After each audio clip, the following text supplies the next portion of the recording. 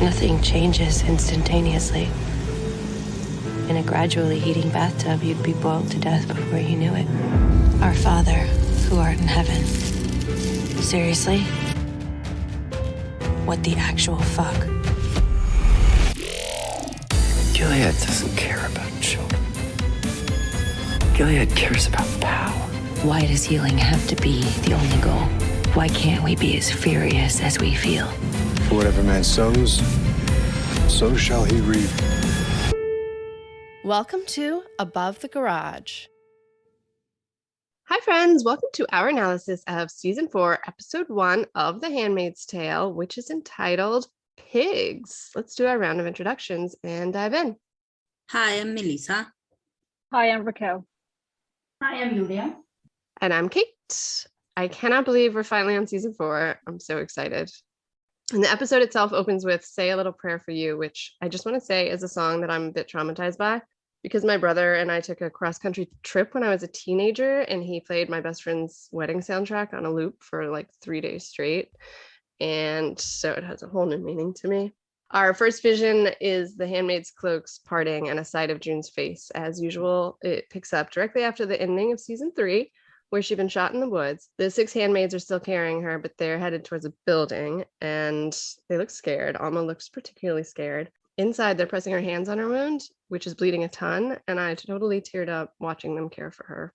But her eyes open finally, and you see Janine talking to her, and you can't hear her yet until the music abruptly stops, and then you can hear the chaos because June's fully conscious again and in a ton of pain. She's talking about moving on. She's already worrying about like leading the rest still, and almost telling her they have a plan and everything, but they have to stop her from dying first. And Janine's telling them the same thing. And then someone hands Janine a freshly hot pipe they've just applied fire to cauterize the wound and stop the bleeding. And they put a cloth in her mouth, and Janine just goes for it. Well, she apologizes and goes for it. And I'm so proud of Janine here. Did you guys had a hard time seeing all the blood on the red dress? Because I was like wondering how much she actually lost. It was a lot of blood, right? It was a lot of blood. It had been hours, right? Yeah. Well, yeah, because it was dark. Yeah, it was dark when the plane left, and then when the handmaids arrived, it was already dawn. So right, she's lost so much blood. Oh my god. Yeah. No, that's insane. I don't know how you survive that. And also Zane did a really, really, really nasty job again. Extra That was nasty. disgusting. Good job, Zane. He's amazing at these wounds. Oh, they're so gross. And then it cuts away from her screaming to them in an army-looking vehicle with slats of light like usual. June's sweating and everyone's panicking as the truck comes to a stop. And the driver's ordered to turn the engine off. There's footsteps on the truck. They're being inspected. June and Brianna are holding hands, and everybody's just really scared until the inspector says, "You're good, go in grace." And the relief is palpable. As they're moving again, we see the ground is snowy outside, and it turns the red of brake lights. I was on edge when I watched that. Like I was like first time. I was oh my god, So nervous for them, right? Leave. Yeah. So at the beginning I thought that they were like sitting on a van. Like I didn't think they were gonna like have like on the sides or be covered by anything. So I did think that they were gonna open the doors and they were just gonna be there. Right. When you hear them. But yeah, you can hear dogs as well, but they don't seem to use the dogs. I thought it was interesting that it's yet another different kind of way to get them across the country, because we had like June in Season 2 moving around in this butcher truck, and now we have like this Guardian van, and how many different ways they have to actually move people across the country was interesting for me. And then we're with Serena smoking a cigarette in the meeting room at the fancy detention center with no actual suffering required, it seems.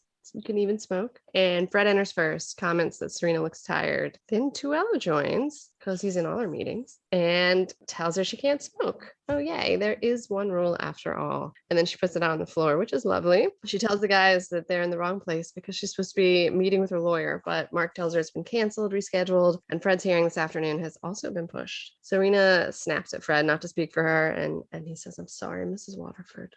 And then finally, Tuella explains to them why they're being delayed, and they drop a quick Twitter shout out. Might as well tell you, since this news will probably break sooner on Twitter. This morning, a plane left Gilead and landed at Pearson. There were 9 Marthas on board. Fred calls them apostates and says Gilead is well rid of them, which sadly I had to look up, and it means a person who renounces a religious or political belief. But June style, Mark reveals he has totally buried the lead, and he drops the bomb at the end, 9 Marthas and 86 children, and it's effective. They're shocked. Serena says they're poor families, which helps me remember to hate her. And Tuella points out they're being reunited with their families. Fred says it's going to start a war and they should return them to their homes. And Tuella responds, I'd like nothing better, but you destroyed their homes. Then on his way out the door, he drops one last bomb. It was your handmaid that did it. I prefer he say June did it, but hey, that's Tuella for you. And Fred says they're going to find her and kill her. And what does that look on Serena's face? Did you guys think happy they're going to kill her? Like I couldn't read it very well. Yes, I have a note about that because the scene is weird, like because Serena and Fred are horrified by the fact that June and the other and company took out 86 children, but when they find out it was June who did it, Fred gets sad, kind of sad, because Gilead are going to kill. He's sad, yeah. Yeah, he's sad. And Serena smiles. And I don't know if it's from happiness, because June is going to be killed, or it's because she accomplished to take out from Gilead 86 children. I don't know. I don't know how to read really that. hard, yeah. Like maybe she could be happy because if June is gone, June loses all her claim on Nicole. So she has a better standing. So that probably could make her happy. Also, like the key witness to her case is gone. Yes, it's a very good point. Yeah, I don't think she's proud of June. I think she's definitely happy that they're going to hunt her down and kill her this time, because she's got away with a lot of things in the past, but they probably think she's not going to get away with this one. So yeah, I definitely think she's happy that she's in trouble. It's just so funny how much she's bounced back and forth. Like last we saw her, she was being somewhat compassionate or worried, it seemed, right? But it didn't really make sense to me. Like, I don't know, at this point in this story, because we were still in Gilead, so like Serena and Fred hadn't been arrested yet, and maybe Serena was already plotting to get Tuella involved. That's why she was kind of being more, nicer to June at like around the later episodes in season 3, because otherwise she was always just using June to try to get Nicole / Holly back to Gilead. So she needed her still, I think, for, I don't know, more videos or whatever. Because in season 3 you have her going through the traumatic experience of like getting her finger chopped, and I think she feels a little bit more related to or more sympathetic to June and all of the other women like Helena. So I don't think it was just her. I think she was just in a very weak state of mind after everything that had happened to her. That's why she felt a little more compassionate maybe. And now that she's kind of lost that, she doesn't need June anymore either. Like she's out of it. They're accusing her of raping her now, so she's kind of like against her again. Then we've got an aerial of the handmaids walking through snowy woods. Somehow, despite her gunshot, June's still walking in front. And when they realize they're never going to see the signal that they're supposed to see in the barn ahead, a lantern, June volunteers to go. Alma half-heartedly tries to stop her, but June refuses to send someone else. And as she approaches the barn, she's unsteady, and there's a guardian coming towards her. Her eyesight is even blurry, and he raises the lantern, and she stumbles forward, and after a brief exchange confirming he's friendly, she turns around and raises her bloody hand to signal for the others. And it's the coolest shot. I love this fucking show. As the guardian asks if she's okay and tells her she's safe, she starts crying and then just collapses, and you see the other woman running to her. And it's just like, when I was watching it, that shot just like immediately stuck with me as such an amazing scene. Cinematography in that, I don't know, pretty cool. I'm amazed about how June is. She's a very good leader, and I was talking with Scarlett about it, because June is impulsive, but that allow her to make decisions like this or worse, even if she doesn't think through, and she inspires. So people follow her because the people need to someone to follow, but also she's like a very selfless leader. I like in this episode that we get to see like the handmaids relationships more, because as much as we've seen them, it's been in like quick side conversations for the most part throughout the show, and here you see them in the same setting for days, and I really like it. Like, I don't think June was trying to be a leader. I think she did feel like she owed it to them because they've saved her life, and she kind of like half dying. So if something's going to happen, it's better if it happens to her than one of the other ones. Yeah, I think that's, and also a good this is point. full of adrenaline as well. That's why she kind of like can make that walk, and then the second she thinks they're safe, she just crashes again. Yeah, I think she's got that whole adrenaline pumping through her body, whereas the other one's probably done. But yeah, she's a great leader. I'm not saying that she's not, but I think in that specific moment, she did feel like she was the easier one. You know, if somebody was going to die, it'd be easier if it was her because she's already wounded. Then we're in and out of her consciousness, and we learn the guardian's name is David. June's vomiting. We're introduced to Mrs. Keyes, Esther, McKenna Grace. June manages to introduce herself. And then Esther gets a little creepy. You're the one I've been waiting for. You got those children out. He sent me dreams of you. We were killing people together. It was the most wonderful dreams. And you see like everybody looking a bit freaked out by the child and what she's saying. And June's shivering violently, and then that fades to black. Just had one that is just kind of like a reminder of what Gilead does to children in general. Like that's you know, that's what's going to happen to every single little girl. It doesn't matter if they're growing up in a good house or anywhere else, that's what they're going to have to do, and it's just breaking them. And they grow up like, no matter how nice their household is, let's say, they still grow up seeing, you know, people hanging from trees and walls, and death is a very normalized thing. Killing people is a very normalized thing in Gilead. And yeah, you immediately see that with Mrs. Keyes, Esther. Like, I kind of like how they introduced us to her through June's like fever dream. I made it seem, I don't know, somehow even more like shocking the way that she was. Yeah, because like the previous child bride that we saw was Eden. She was completely different, a lot. Oh yeah, less psychotic, maybe a little. Now we're at the commander's council, and Aunt Lydia is being judged. She's been questioned for 19 days and she still looks real beat up. The council tells her she's not going to be punished further, but it was still the females under her charge that took the children. And then was it Calhoun that's insulting her? Yeah. Telling her frailties were also considered, and she sarcastically says, "How empathetic of you." On her way out, they get another dig in, calling the handmaids simple whores, more trouble than they're worth. It's hard to watch because you can see how Lydia is furious about the commanders.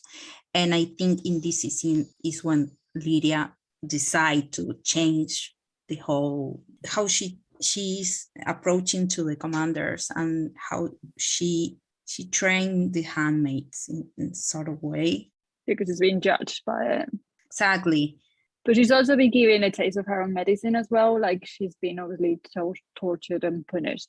Yeah, and she realized that she's not that powerful, and that the commanders are like, oh, go. Yeah, they can dispose of her whenever exactly. They want to. She's not that powerful as she thinks she is, Yeah, and Aunt Lydia can't let the handmaid dig slide, and she blames it all on June, says she misled them all, and then she insults the commanders, pointing out that she's eluded your soldiers for 19 days. Pray, gentlemen, find her and bring her to me, and a frail woman will sleep better tonight. I leave you to your work. So she got the last one in. Lydia says June has been a Delilah, and I was wondering who's Delilah, and I was looking that up, and she's in the 10th chapter of Book of Judges in the Hebrew Bible, and it's said that Samson was in love with her, but she got bribed by elders or officials of the town they were living in or nearby or something, and she was bribed to find out how or from what Samson gets his power, and she tried several times to get him to spill the beans about his secrets, but she kind of didn't. But in the end, when she says that he doesn't trust her, even though he's in love with her, he kind of says that okay, yeah, my hair is my power. And well, the very same night, she calls some people to cut his hair, and he loses all his strength and, well, gets arrested by the people who bribed her. So it's kind of a story about a traitor, I think, who earns trust of something just to betray them in the end. Do you think she's referring to herself, that she's been betrayed? No, she said June is a Delilah. So yeah, I remember Lydia saying that one phrase June said to her when she came back from that hospital. She said, "Oh, I found my real calling," or something like this. I found my purpose through the prayer while praying, and Lydia was hopeful, thinking, okay, yeah, she finally is a obedient handmaid, but in the end, it's total opposite. Yeah, all the traumatizing is so work. she stepped her in her back, figuratively, not like Emily, who literally did that. But no, that's really interesting. So now June's waking up in the light of morning, looking healthy again, relatively speaking, to the sound of farm animals. She's clearly still in a lot of pain, but she's getting up, and we get our first voiceover of season 4. I used to think of my body as an instrument for the accomplishment of my will. I could use it to run, pick things up, make things happen. There were limits, of course, but my body was nonetheless one with me. It obeyed my commands, mostly without complaint. Not anymore. Now there's tending to be done. There's homemade penicillin, mold scraped off rotten fruit, an old Martha recipe. There's comfrey and marigold boil to make the skin heal faster. Almost bikini season. I almost died when we first got here, they said. Sepsis. Janine said I was talking to Hannah. I don't remember. Pain makes your world very small. My world can't be small. Not now. Because the others need me to protect them. Gilead is out there. Gilead isn't afraid. It does not hurt or sleep. It keeps coming. It keeps searching for us, and it will keep coming forever and ever and ever. No more time for me to stay in bed. And everything she's doing throughout the monologue to take care of her wound is clearly like very painful and difficult. But then she's walking around the farm, and everyone's so excited to see her. And also, I'm so excited to see everybody working together like this, out of their handmade outfits, just being together on a farm. It is delightful. Janine is predictably chasing a pig she's named Mr. Darcy. Mr. Darcy being a character in Jane Austen's Pride and Prejudice. I also enjoy when Janine says, "Oh, Mr. Darcy, for fuck's sake," when he won't stop to say hi to June. For fuck's sake is one of my favorite phrases. Then June's wandering around the farm, and I don't know, like, I know that they make snow, I know that they can make rain, but like the fogginess of the scene is incredible. It's beautiful. Like the setting is unbelievable. They can't do that, right? The weather just cooperated. Perhaps they just got really lucky. On a more serious note, sorry, about what you just said, like about June's monologue especially, is that she blames Gilead for everything, that she says Gilead is coming for them. She's not specifically saying, okay, the eyes are coming, or, you know, guardians are coming, or not Fred or Serena or whoever is the foe anymore. It's Gilead as a whole. Mm-hmm. Right. Yeah, the goal is much bigger now. She's after Gilead now, yeah. And I mentioned before, like, it's always striking to me that her, even with getting the kids out, it was to hurt Gilead. She'll say, you know, she says, not, I wanted to free those kids. I wanted to hurt Gilead. So yeah, it's definitely become her primary goal. June approaches Alma, and Alma's on guard, and June's like feeling the pain. Alma asks how she is, and June answers honestly, "It hurts like balls," and then goes into great detail about some disgusting pus. And Alma, in perfect Alma style, says, "That's awesome." Alma hands June the binoculars, despite her descriptions of extreme pain, because she's the boss and she's back at work. But again, the foggy farm setting is the most striking part of the scene for me, and Alma's whole attitude. I love her.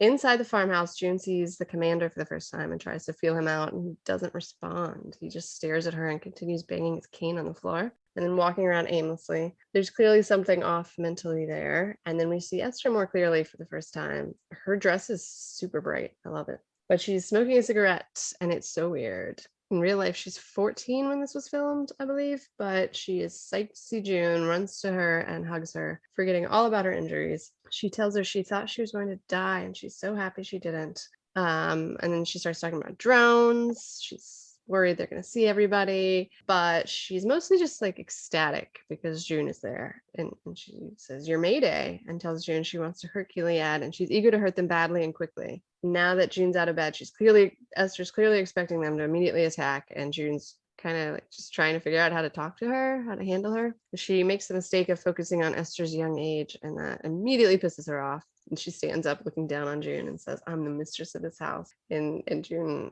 calls her ma'am. And Esther says, if you weren't going to fight, then you should have just let them catch you. So that went well.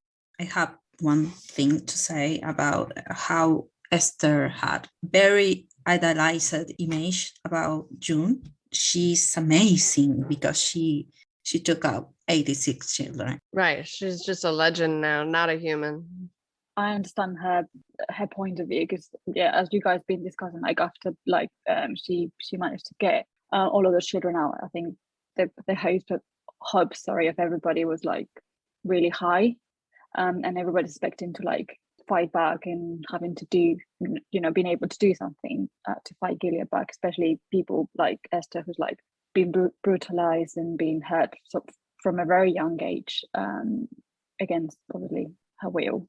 So it's understandable that she would be disappointed in seeing that June, for one, is not a goddess. She's just a normal person that she just wants to rest and, get back on her feet and, just want to have a rest for a minute. So yeah, I didn't mind that it could be really frustrating for her because she's been probably dreaming of meeting this woman and, having somebody to look up to and, do what she did with escaping her captors and fighting back. Yeah, and it seems obvious throughout the episode too that nobody's really like bonded with her. Like she hasn't found, despite there being a lot of moms on this farm, they're excluding her and just trying to like get around her. So I'm sure she was really hoping that June was going to be different.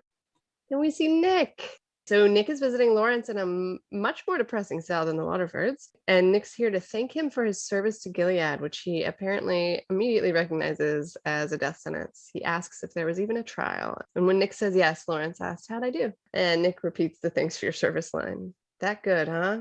And then Nick looks around to see if it's safe to give him a little more information. And he tells him, you'll receive more information tomorrow. So I guess that means tomorrow is the day that Lawrence dies. And that's how Lawrence seems to be affected by it as well. And then on Nick's way out, Lawrence asks about the inevitable Canadian invasion in response to Angel's flight. And Nick says he can't do anything about it. But Lawrence continues, they need to not invade. We could use this as a sign of goodwill. Leave the children. And he's not getting through to Nick, though, until he says, it's June's legacy. What do you want it to say? And that stops Nick in his tracks. It almost looks like there are tears in his eyes, but eventually he shakes his head and repeats the thanks for your service line and leaves. And I love this scene because of Nick's demeanor, it's like hopeless. He opened the door and said, well, you'll be killed by tomorrow. And I think that Lawrence see this attitude in Nick, and I'm sure that Lawrence knows that he's different from the rest of the commander, so he's trying to save himself, and also he's testing Nick by saying all the bad things that could happen if Gilead invades Canada, and all the lives that would be lost and everything. And so it's very interesting what Lawrence is doing, because he's trying at first with logic, and then he's talking about diplomatic strategy, and we know that Nick doesn't believe in politics, so he fails extremely bad. And then he used what Nick is important for Nick, like Ishun. And then Nick is like, oh, and he changed his face, and Lawrence see that. And so Lawrence is pulling the strings. I really like how they kind of like know each other's relationship with June as well. Lawrence, it took a second for Lawrence to realize the connection between June and Nick in 303. But then he's saying, all of these things because he knows he's a good guy. He knows he's got the same mentality as June. He shares the same views of what they want for the future. So you can see that kind of like him playing his card, because he knows that it's important to Nick. But yeah, as you guys say, it doesn't seem to be working because Nick doesn't think he can do anything about it until the very end, when he thinks, okay, well, I need to do something about it. But you can see like he doesn't let any of that show either. Like Max's performance on that scene is amazing, as always, without saying very little. Like his physical acting is just always so good. Yeah. And then he doesn't show any of that. It's like, okay, sure, I'm gonna thank you for your service again, and I'll see you tomorrow. So I think it's a great scene. I love Lawrence and Nick together.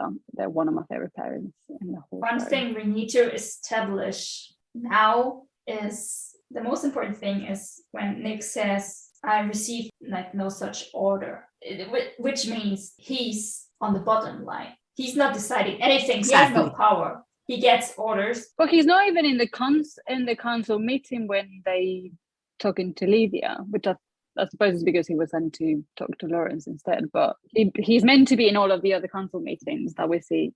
I think it was probably one of the reasons he got back to Boston is what they called him back. It's like, okay, you're a military commander, you're at the front, but we need to discuss like the future plans for a possible invasion, maybe, and also we also have this Handmaid group at large, so we need a lot of other resources to fund them as well. Yeah, maybe he did really well in the front and they wanted somebody with experience to decide what to do with the next steps of a potential war.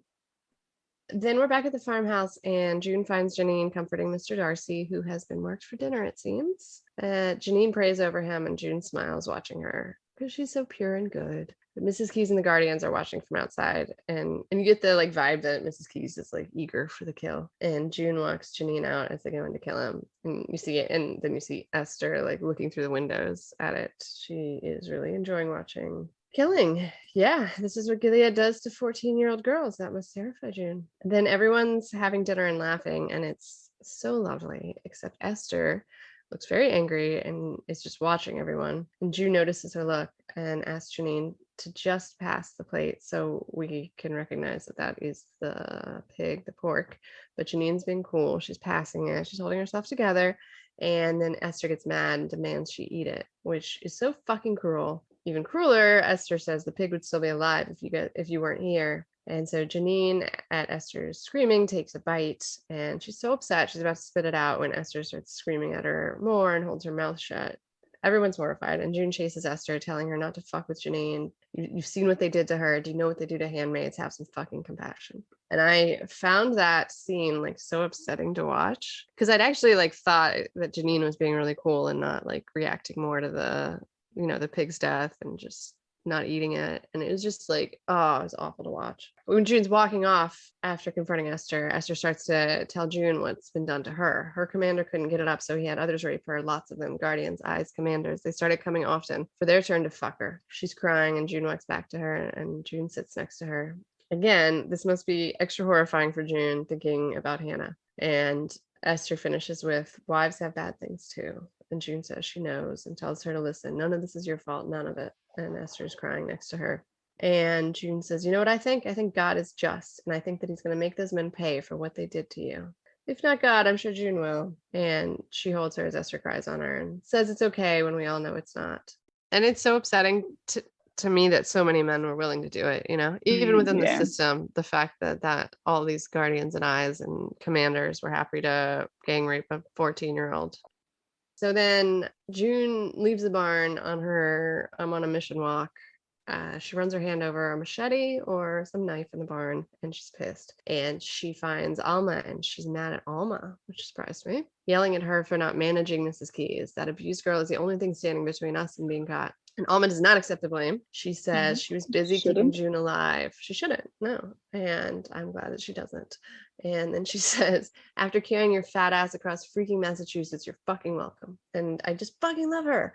June asks where Janine is, and she says, I don't know, reading a book, getting laid, I hope. And June yells after her, we are not free. And Alma says, maybe this is as free as we're going to get, and we should make the best of it. And inside the barn, that's exactly what they're doing. Everybody's laughing and dancing. Janine's okay. She's fine. She's dancing with Alma. Ripple by the Grateful Dead is playing. Brianna's watching and laughing. And June smiles at first, but as she watches longer, her face turns serious. Maybe just the pressure of protecting them all and this bubble of happiness while Janine's carelessly spinning and everybody else is living it up. It's not the time to play house, as her mother Holly said.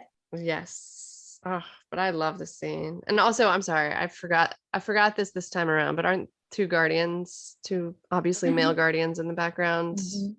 They all look so pretty though, like they have no makeup on and the lighting is just so gorgeous, and all of the faces, they just all of the girls look so beautiful. Such like a cute scene. I loved it. Then Janine spinning fades into Lawrence reading in his cell. Nice that they gave him a pile of books. I didn't see what the books were. The guardians come in and command him to come with them, and it seems like this is the walk of death execution that Nick warned him about. The door opens to a scary looking chair in a basement, very execution style feel.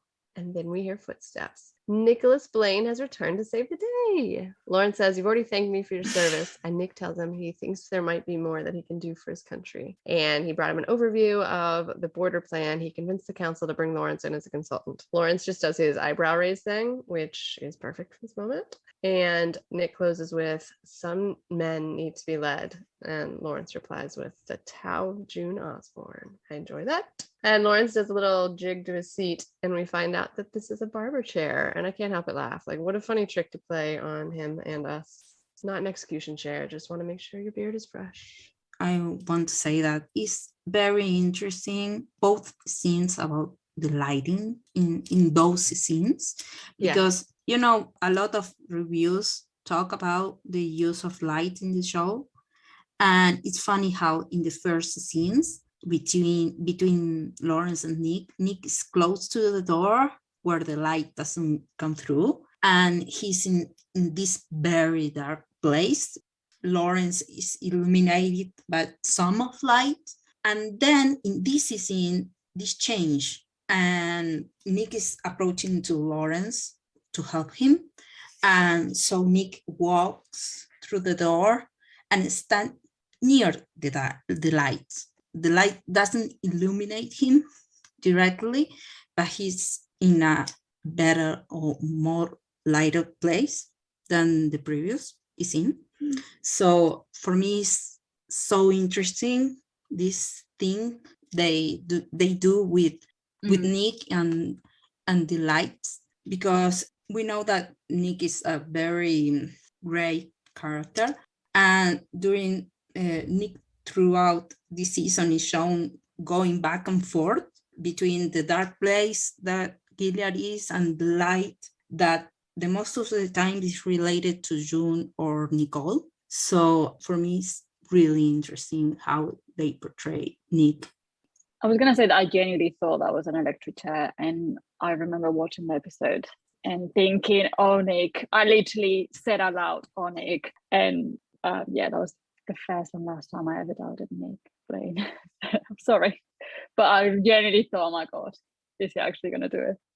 I love the little like when JR realizes that he's not going to die, that it's just the barber chair, that like the little, like the way he moves to like a jumping moves to the sea. Yeah, it's like, okay, it's starting morning.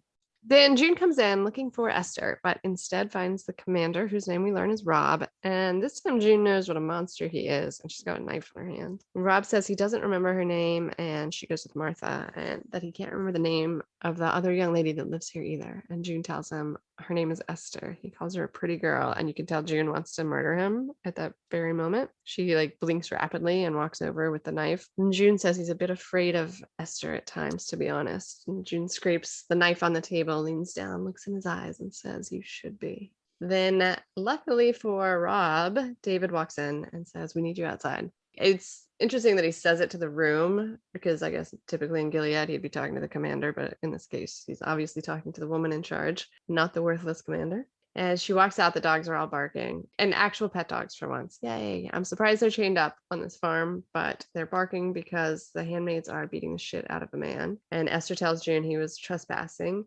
He was drunk. She can have him arrested in the name of her husband. And then she reveals this is one of the men that raped her.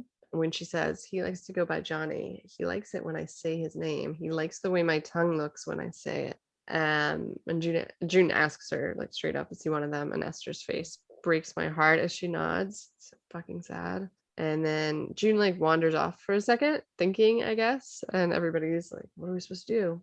And the guardian gets up and attacks her. So the women just start beating him more. And June tells him to stop. And, you know, you have like a moment like she's gonna not hurt him, but no, she says, put him in the barn, and he's hanging in the barn by his hands. Alma takes the blame this time, saying she should have paid attention to Esther, but June points out it was her family that sent her to be raped and passed around. And she approaches the man, and similar to Lawrence's trial, I'm sure, she just announces the verdict. Girls, this man betrayed his own country, the United States. He's a traitor, and this man raped a child repeatedly. The punishment for these crimes is death. She approaches Esther and says, you were right.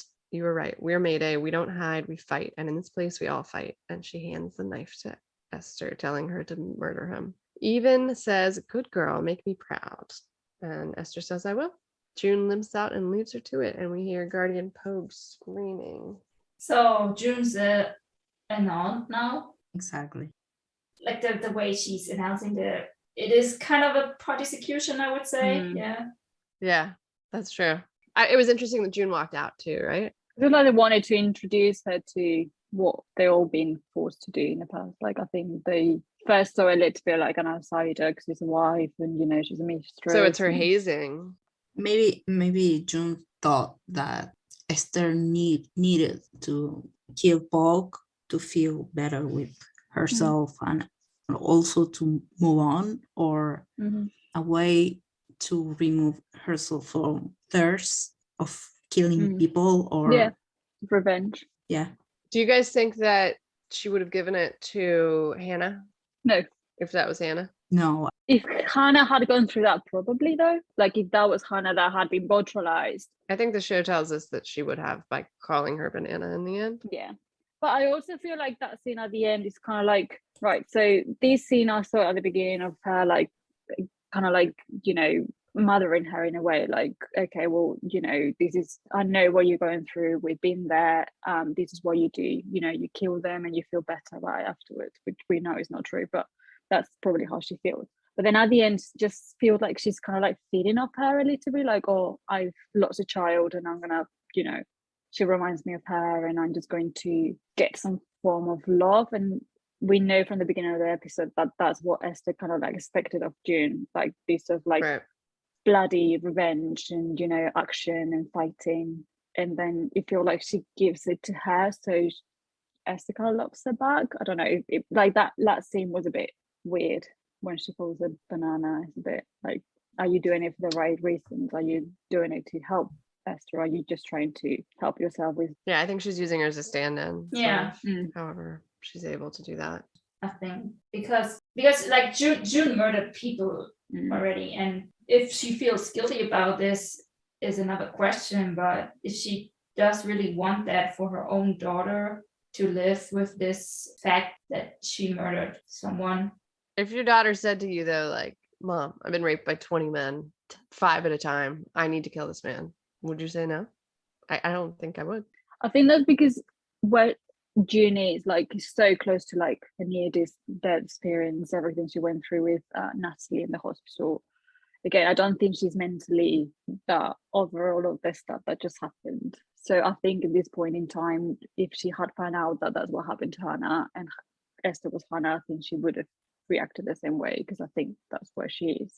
It's an interesting question. So I just wanted to say one thing more, is like through the whole episode we see June, like 2 different types of June, I think, or like not types of June, but like in 2 different lights, I think, because like also like in the end, I think that the reason she walked out was not only just to leave them to their cause, but also because she was hurting. I think she was exhausted, because she goes to her room and straight up lies down because she still is in pain from the bullet wound, and through the episode there's a lot of instances where she's like just suffering physically, but she needs to be strong mentally and also physically in front of everyone else. And this is very interesting in this episode. I think that she needs to pretend something that she's not, just for the sake of the others the whole time. I thought that at the beginning, like you kind of see her, like especially when she kind of like has the first conversation with Esther, that she's kind of like, she feels like there's some form of reward after what happened with the Injustice Flight, the fact that they managed to get all of those children out. I think she felt somewhat appeased, but after she kind of like gets, you know, jerked back into reality of like what's still happening in Gilead, like her whole speech of like, this is what Gilead does, you know, they're not done, they're always going to come for us. And then she finds out about what's happened to Esther, and with all the raping and brutalizing, that she kind of like goes back to her previous self of, again, being a bit suicidal and a bit like, okay, well, we need to fight them. Like, I think she kind of like did have a moment of like, okay, well, let's have a moment of peace and enjoy our victory, and then, you know, we'll move forward. But then she's kind of like very impulsive and, you know, angry again. Okay, so I think that's a wrap on our spoiler-free analysis of this episode. If you are a longtime fan, stay tuned for a few seconds and we'll start talking about the episode in the context of the show to date, which is through season 4. I have a note about, actually, it isn't my note, it's a Scarlett note about the power dynamics between Fred and Nick and Lawrence and Nick. That is very interesting because we always see Fred always trying to make sure that Nick knew that Fred was above him. He had the power and the control, and we see it in the scene where Nick is hanging in the picture, and how that ends with Nick being a commander. And Lawrence's power dynamic with Nick is very different, because we see in this episode when Nick saved him in their initial interaction, because we never see them interact with each other. And there is an interest between both of them, something that both need. Lawrence has no power. Nick isn't a powerful commander yet, but they can help each other. So in the Chicago episode, we see a power shift. What Lawrence does, he doesn't do it because he wants to show his dominance. It seems he's teaching a lesson. He's teaching Nick the same way he did with June. And it's interesting because these decisions are, you have to make these decisions to survive and play the game. So then we see how June shapes these relationships. They both the least powerful commanders that help June take Fred down, and not because they want Fred's power, but because Fred is an asshole. The different personalities. Fred is like totally narcissistic, and Lawrence is, I see him like a professor, like he loves to teach. That's what's so interesting about the dynamic, I think, because I think Max said it in an interview as well, that they do have things in common. So I was talking about the exchange between Andrea and Kaloon earlier, and now that we know how season 4 ends, it's kind of also interesting that she, like, Andrea kind of reads out Kaloon to Lawrence, right? When they meet at Lawrence's, like Andrea and Lawrence meet at his house, and she makes a deal with him. She kind of, well, at least, I mean, Lawrence asked about what tea she has on Kaloon, and well, she has a lot. And I was thinking back on like when she's standing in front of all those commanders and what she probably knows about them, like the things they do that are not Gilead conform, and needs to listen to their dicks that make her mad. I think that's pretty interesting. It adds another layer to her reaction, I think, that she was so pissed. Because they said, okay, the handmaids are whores, and she must think like, you men are way worse than my girls. Because I know what you do. I have all the tea. I have all the information. It's so interesting to me that she could even take them calling her frail. She didn't like that, but she could not take them calling handmaids sinful whores. Like, that wouldn't. She is just such a fucking like complicated character, because she really thinks that she protects these girls. See, I have no time for Lydia, I'm sorry. I know. I have the same problem. I did like her in DC in season 3. That was the one scene where I really enjoyed her in June, even though overall I struggle to sympathize with Lydia. Yeah. And I find her relationship with Janine very, very, very toxic. I love Aunt Lydia for her complexity. I think that she's in one scene she can be sweet, and then the other she's the complete opposite with seemingly no reason. But if you dig deeper and if you start to analyze her more or to think about it more, it kind of makes sense. I don't know, 'cause the background that they gave her, like she was already a horrible person. Like there's no changing that. Like, you know, okay, Gilead breaks people and makes, like, I'm incredibly sympathetic with Lawrence, for example, who was there from the very beginning, but I can't empathize with her because she was horrible with no reason. I was mentioning that Tuello and Serena, like especially Tuello towards Serena, was a little cold in this episode after finding out that she kind of did very bad things as well. But that kind of changes quickly again, I think, even in episode 2. Even up to the testimony, like, yeah, he doesn't seem to care that, you know, because she did, June talks about the rape when she was 9 months pregnant. You have said they are like back and forth, like he's back and forth the whole season, and that's true. Like he's kind of friendly to her again, then he breaks the news to her that she's pregnant and it's a little cold. Oh, I still really want that baby to be Tuello's though. I think that'd be such a just like fuck you to Fred, even when he's after being dead. I think that'd be great. Like it wasn't even yours. That would be great. Yeah, me too. He had a very strange reaction when in episode 10, I think, when she said she will remove it with Fred again, and he's like, like what? You back with him? Yeah, it's a bit weird. There's a lot that we're not seeing from that relationship. It's like Fred and Winslow's one. I can't wait to see if we see more of this Tuello thing. Also, what I don't understand about Tuello is why he's like that when he knows that Serena wrote a book about all the beliefs in Gilead. Yeah, because he's thinking with his dick.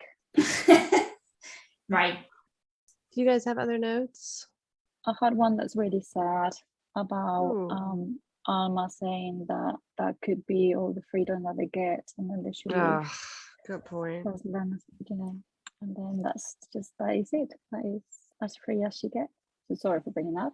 No, but like it's so I had the same thought when I was watching it, especially because like she's especially funny and Alma-esque in this episode in her interactions. She is one with of my favorite June. handmaids. Yeah, and it makes me appreciate her even more, although I've always loved her. And it's awful thinking this is it for them, you know? So that's why I like that scene. I know it was a bit silly, but I like that they got to, you know, experience that for like a few days before. That's why I love the dancing scene and the dinner. I mean, dinner was very abruptly cut short by Esther, but I just enjoy seeing them in a family, you know, situation where we've only seen them secretly converse at the refrigerators. I just have one more. Go for it.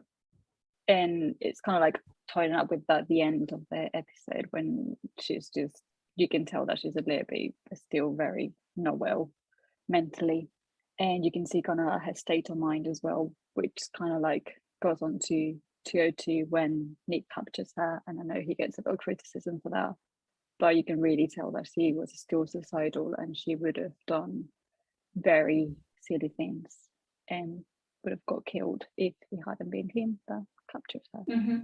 Because that's what we were discussing earlier, she's still in that mindset when she's just, you know, gonna get a gun and shoot everybody, no regards for her own safety or anybody else's. One thing that just came to my mind, one last note to the episode names, like pigs. So Pope was one of the pigs, right? And he gets eaten by the pig in next episode. So I think that's this coming full circle then again, right? Full circle. Good point. Okay, I think that's a wrap on our analysis of season 4, episode 1. Come back on Monday for our discussion of season 4, episode 2. Thanks for listening. Bye. Nothing changes instantaneously. In a gradually heating bathtub, you'd be boiled to death before you knew it. Our Father, who art in heaven. Seriously? What the actual fuck? Gilead doesn't care about children. Gilead cares about power. Why does healing have to be the only goal? Why can't we be as furious as we feel? For whatever man sows, so shall he reap.